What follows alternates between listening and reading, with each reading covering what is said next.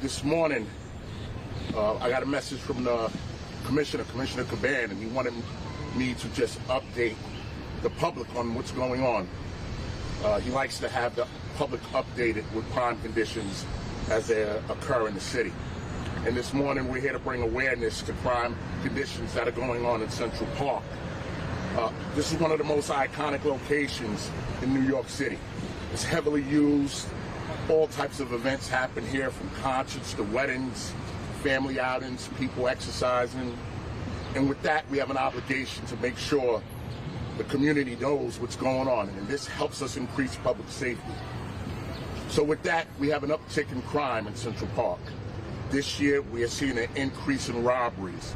We have 18 robberies this year versus 4 the same time last year. So we're talking about 14 more robberies for 2024. Also, we have 12 grand larcenies. And what I mean by that, grand larcenies, someone snatching something from your hand where there's no force or injury, or if you leave your property down unattended and someone takes your property. Grand larcenies. We're seeing this. We have 12 grand larcenies this year versus 8 last year.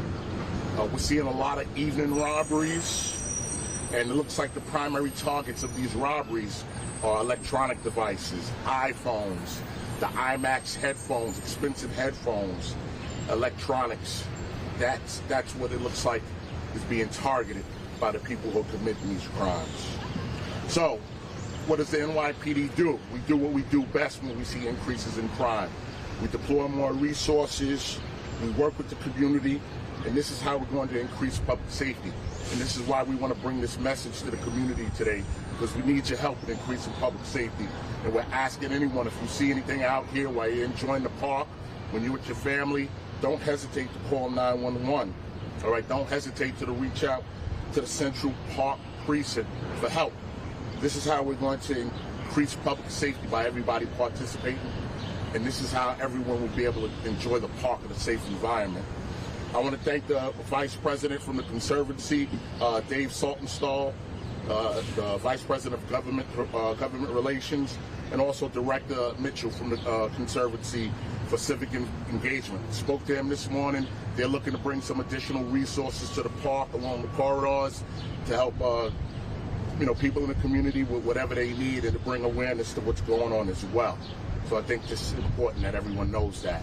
And at this time, I'm going to turn the microphone over to Chief Stevenson, the Borough Commander, and he'll talk about some of the resources that we're going to bring to the park to increase public safety. Good morning. I'm Assistant Chief Royal Stevenson. I'm the Borough Commander here in Manhattan North. So in terms of deployment, we've increased significantly the number of police officers assigned inside Central Park. We've also extended our deployment outside the park. Manhattan North, around Central Park, encompasses 4 other precincts. We have the 2-3 precinct on the east side, the 19. We have the 2-0 and the 2-4 on the west side, and here on the northern part of the park, the 2-8 precinct. Our coordination and deployment encompasses those 4 precincts in addition to Central Park. So in any given day, a park goer will see additional police officers inside the park. These officers are assigned on foot, they're assigned mobile to do perimeter checks throughout the park, and the coordination between the Central Park Precinct personnel and the police officers in and around Central Park is well coordinated. We're using all resources available in the NYPD to address this. We've increased the number of cameras, camera surveillance. We're also utilizing our auxiliaries on weekends to address the condition here in the park. So again, rest assured, all the park goers, potential park goers, should feel safe utilizing the park. We have over 800 acreage of beautiful park for people to enjoy. So thank you. All right, we're going to take a couple of on-topic questions. Karen? Hi, Good morning. Good morning.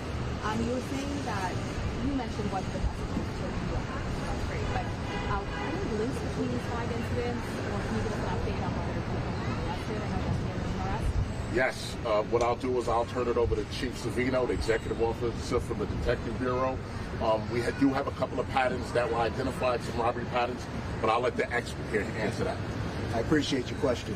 So thus far, you know, when you look at those 3 robberies, we are seeing some connectivity. But I'd like to first bring up a success that we had as early as this morning. You know, we have the best detectives in the entire world working these cases, a task force of detectives, if you will. You know, we're Central Robbery Division, our specialists, special victims, and our local squads are all working cohesively as one.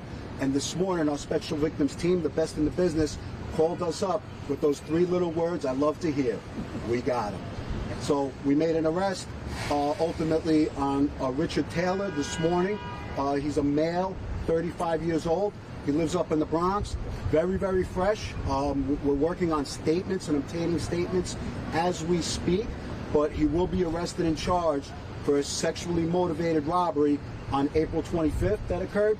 And in this incident, this bad guy approached the female, grabbed her by the arm, and said essentially, I'm going to take sex, I'm going to take money, and I'm going to take your phone. You know, when you look at Taylor, 9 arrests on this individual's sheet, and what we've been hearing far, far too often, also on parole until 2028. So we have had success, we've experienced success, and we certainly expect more. I think we And also so had just about the pattern. You mentioned the pattern of 3 robberies. Can you specific which ones are going to be? Well, you have your tourist, right? Your tourist that ultimately got robbed.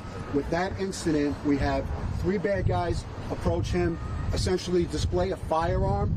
What's noteworthy about that firearm is it actually has a laser on it. They approach him, ultimately steal 2 phones and his wallet, and flee on scooters. Now, this is something that we see far too often with individuals on scooters committing crimes. I know the department's been doing some great work assisting in that aspect. But when we look at those incidents and we look at the description and the motives, we do see similar incidents in northern Queens, namely 9 incidents that we like these individuals for, and a couple also in Manhattan North and in Manhattan South. That just happens to be the lone one in the park. So we have the best team of investigators working that aspect, and we're very confident we'll have success with it. But just to clarify, that tourist incident where you're looking for 3 people, you believe that they're the same 3 people in 9 instances in Manhattan North? That's accurate. It's a citywide pattern, correct. Thank you. You know what? And we had a good grand larceny arrest. I'm going to have the commanding officer come up and speak about that, give you details on that. Anthony? So one of the messages we would have for New Yorkers, if you're in trouble or you see someone who's in trouble, is to call 911 for a response as quickly as possible. Yesterday we had that exact scenario when a female tourist was walking in the vicinity of Swan Lake. An individual grabbed her cell phone out of her hand and threw it in the water. Another individual saw this incident happen, placed a 911 call quickly, and with the assistance of the 19th Precinct, we were able to place that person into custody immediately.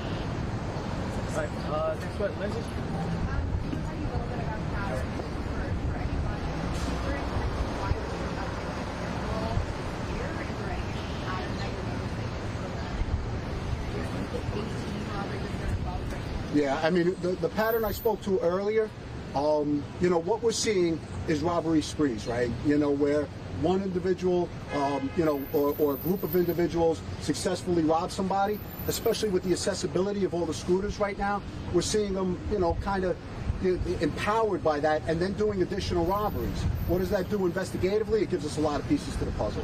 Where now we track all the movements, we put together productions where we take all those pieces of the puzzle and present it as one. So prosecutable wise, it actually makes for a good package, but obviously it's a very challenging investigation.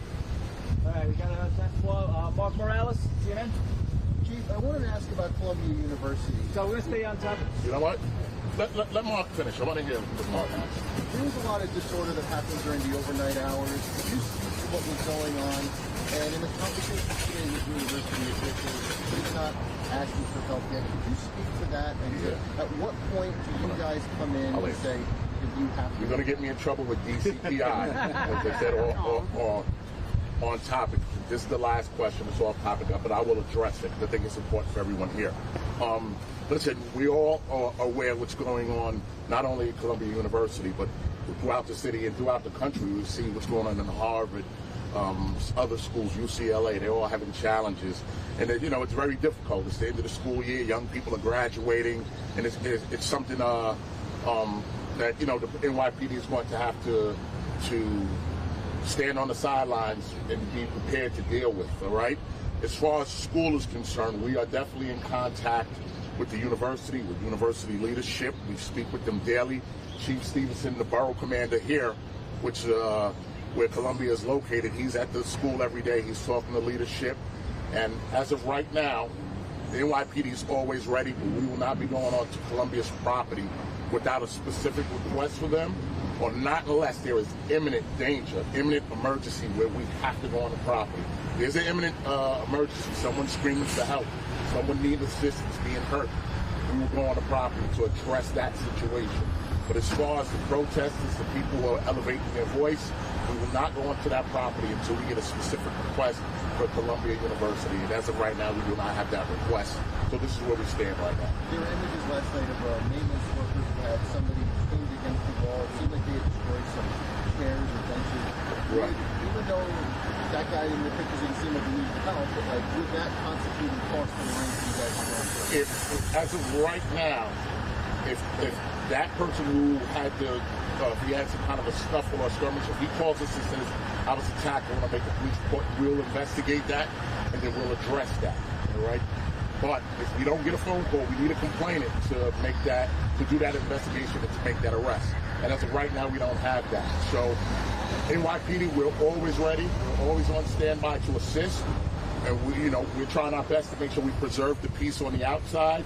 But as of right now, we have not been requested by the institution, and we will not go on that institution to address the protesters without their permission. All right, thank you, everyone. Thank you for your time and attention. Thank you.